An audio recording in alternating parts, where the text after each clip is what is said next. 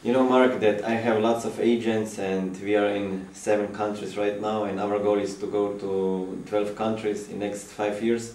So what message would you give to our agents in Slovenia, Croatia, Bosnia, Serbia, Russia, Ukraine and Kazakhstan?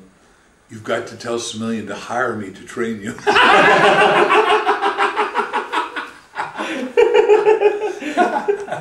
What we're going to do is tell you that you want to become the best sales force on the whole planet.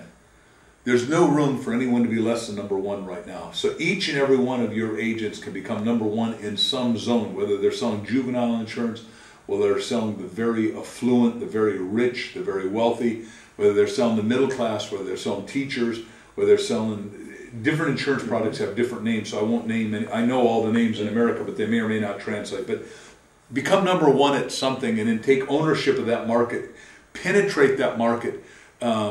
Do what I teach is total market penetration. In other words, just like I did the life insurance business, I did every insurance agency in Nassau, and then Suffolk County, and Long Island, and all in Manhattan, and Brooklyn, and Queens, then New Jersey, and then finally the whole country. I'm the only guy who ever did that because I did it systematically. So I have a system to do total penetration of a market where you know everybody in that zone. Like you decide to sell all the dentists, you sell. And when I was teaching Jimmy Griffin, who's the guy you're going to be talking to, and when I was teaching Jimmy Griffin one night, we were selling disability insurance. Do you guys sell disability insurance? Yeah. The chance of becoming disabled is 7 times more than dying. So I think everybody ought to have both life insurance and disability. And I've got the maximum amount of disability they'll let me have. They don't let guys like me have a whole lot because they think I'm in a flaky career, even though I've been in it for 34 years. You know, because I could stop speaking and then, you know, charge it off. So we had a dentist that he sold insurance to, who tried to sell insurance to the night before, and he went through all the closes and he said, here is the way to sell disability insurance, is that he took a clean sheet of paper, and it's a 30-second close. And here's one box, this is box A, and you earn $100,000, and God forbid you get disabled, you get 0.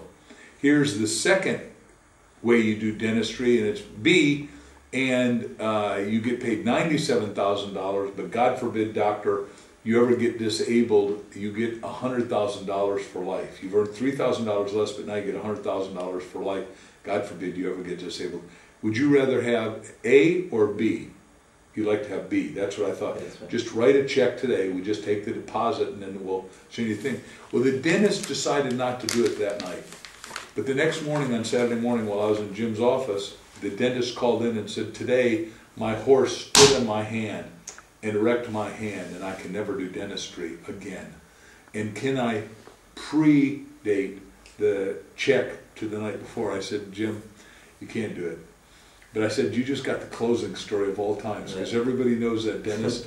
And it took him exactly, in Nassau County there were like 230 dentists.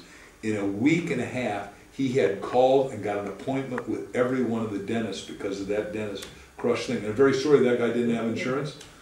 But Jim sold him on coming in and selling insurance. and then he started selling to dentists across the country. So what am I saying is that his bad news turned out to be as good news. He came in the insurance business. Unfortunately, he couldn't practice dentistry anymore. But every dentist got disability insurance just about, because Jim was closing like 90%. If they had any money, they got closed. Well, thank you very much. 2 more questions. Sure. And then you're done. I think I'm doing okay. Yeah, you are great.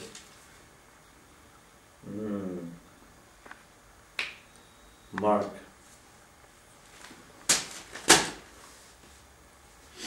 Mark, is it possible to be successful without being spiritual, or be spiritual without being successful? This is a gloriously good question I've never heard before. I'm in a country right now that under communism practiced atheism, which is no spirituality. And obviously people were financially successful here. I mean, we're in buildings that are just spectacular. The aesthetics here are great. Do I believe that they practiced a form of spirituality without invoking the name of God? I think they did. They didn't know it, but they did. In other words, people get confused with religiosity. Religion means to bind back to, and spirituality, which is intrinsically, we're spiritual. intrinsically, it is a miracle that this rose. The people who tell me they're an atheist, one time I said to an atheist, I said, well, if you don't believe God's in you, here, you make the rose. Right? And they can't, because the rose is part of the miracle of the seed within. Well, I think in the seed within the human mind, in the spirit, in the DNA, we're coded to have spirituality and connection with higher process, which can only be done with awareness, can only be done with study, can only be done with practice, can only be done by reading the spiritual books of your belief system, by studying with some of the spiritual masters of all times, whether you do call it prayer or meditation. It matters not what you call it. Just like God has 367 different names. I don't think God cares what name you call God, but invoking God and being thankful to God for the gloriousness of the sunshine coming up, for the gloriousness of photosynthesis always growing in the sun, for the gloriousness of a system that works on a planet that you and I are supposed to apprehend and comprehend and use to our benefit. I mean, there was a time when, before Aristotle, they didn't have wired how the seasons work. So, surprise, there's snow. We can't grow any crops. You know, so there's no such thing as, until the first, I think it was the Julian calendar first, and then the Aristotelian calendar. But once they got that, then they could figure out the seasons, they could grow the crops, we could start to store stuff. And as you use your divinity more, we keep having better and better inventions. And the greatest business people, the most successful inventors, the most successful politicians that I am familiar with, and I've studied the biographies and autobiographies of over 5,000 great people, because I wanted to grow up and become great. And by great, meaning I'm going to make a great contribution. I'm going to leave a lasting legacy. I'm going to serve greatly with love, and then source and get others to serve greatly with love, which is where I'm at, where I'm enrolling you and enrolling the people watching us.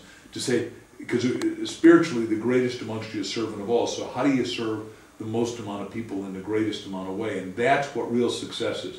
Success isn't accumulating a great amount of things, because things are ephemeral. That means they pass away. Success is fulfillment of your, from my point of view, real success is fulfillment of your soul, and satiating your soul so it's on fire to purposes higher than you. I obviously have enough money to retire, and somebody very close to me has asked me to do that, and I retired her rather than to retire, because I think my greatest contributions, when most people would say, well, you know, you've already peaked, you've sold 144 million books, why don't you hang up your spurs? There's nowhere in any spiritual literature that I can find, not in the Bible, not in the Upanishads, not in the Urantia book, not in the Vedanic literature, not in the Quran, not in the Vedic literature, not in the Book of Buddha, not in Taoism, not in Confucianism, that says, go thou and retire, thou art now rich, or thou art now 65, 75, or 85. You are supposed to keep contributing, and elders are supposed to have more wisdom and clarity of thought and purposefulness, and I believe you got to be passionately on purpose to fulfill your soul, to manifest your full potential. So I think the people that think success is totally materialistic have missed the programming, and will suffer at the end, because I think we chose to come into this incarnation, chose our parents, chose what we're going to learn, chose that we're going to have certain what we call contrast, and that contrast is going to make us grow, and that we'll be thankful for it over a long time. Like, I'm thankful that I went bankrupt. I'm thankful the days I've been sick, because I really cherish my health, and I have not been sick, really sick in a long time, and I don't want to ever get sick again if I can avoid it. Thank you very much, and you're welcome to Slovenia next time. Thank you. Yeah. You're entitled to all the great freedoms that wealth will give you. Time freedom, money freedom, relationship freedom, spiritual freedom, and the biggest freedom, creativity freedom. And my friend S.Mori teaches you exactly how to get from here to there, step by step, in his brilliant new book, Wealth to You. Drink deeply of his wisdom and insights, and then go take immediate action on it.